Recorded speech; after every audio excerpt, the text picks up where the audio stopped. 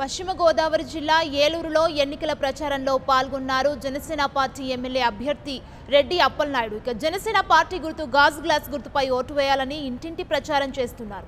TDP, YCP పార్టీలు అధికారం కోసం డబ్బు మందుపచ్చి ఓటర్లను ప్రలోభాలకు గురి చేస్తున్నారని ఆరోపిస్తున్నారు. ఇక జనసేన అధినేత పవన్ కళ్యాణ్ ని సీఎంగా చూడాలనుకోవటం మనందరి బాధ్యత అని తెలిపారు. బడుగు బలహీన వర్గాల ఆశాజ్యోతి పవన్ కళ్యాణ్ అని అన్నారు. జనసేన పార్టీ ప్రజలకు అండగా ఉంటుందని, ఒకసారి ప్రజలు ఓటు వేసి గెలిపిస్తే ఏలూరు నియోజకవర్గం అభివృద్ధికి అన్ని విధాలుగా కృషి చేస్తానంటున్నారు రెడ్డి అప్పలనాయుడు.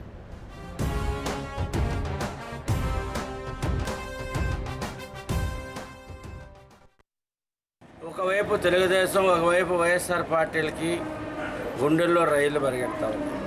ఎందుకంటే పవన్ కళ్యాణ్ గారి పేరు తలవంగానే అటు చంద్రబాబు నాయుడికి, ఇటువైపు జగన్మోహన్ రెడ్డి కింద నుంచి తడిసేటువంటి పరిస్థితి.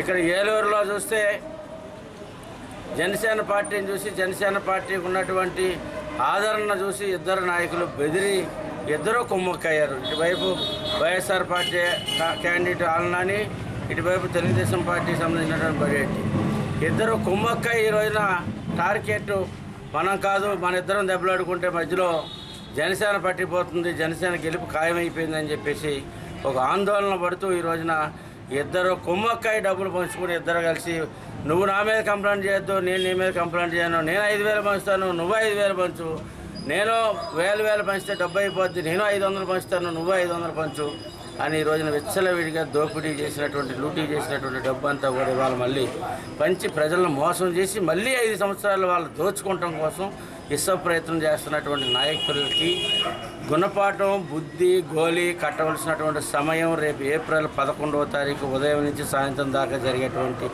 అసెంబ్లీ, పార్లమెంట్ ఎలక్షను ప్రజలందరూ కూడా